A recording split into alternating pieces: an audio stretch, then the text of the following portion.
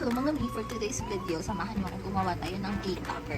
Mami, na-stress ako sa cake topper na to talaga. Ay kasi naman akala, alam mo, ang tagal-tagal ko nang gumagawa ng ganito pero hindi ko pa rin nakukuha yung tamang settings. Yung time na yan, pangatlong try ko na, kaya for the aksaya talaga ng materials, ang akla.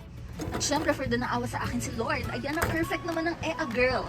Kikita nyo naman dyan, diba? Pag tinanggal ko yan, pag pitik niyan, kasama ng nalaglag, diba? For the na happy talaga ang person dahil dyan. Kasi na-perfect ko na. Ilang beses ako nag-try bakla ng kakagigil.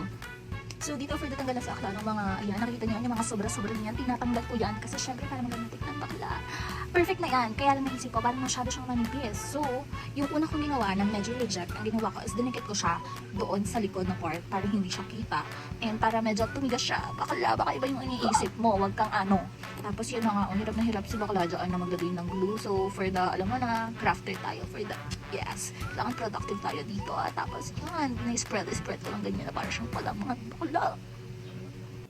Tapos yan, ididikit ko lang siya. Nahihirapan pa akong ipantay yan. So, kailangan perfect yan. Kasi naman, bakla, masasayang na naman. Baka umulit na naman tayo. Malaki na naman yung materials natin. Diba? Hindi pa pwede. Hindi ako makakapayang.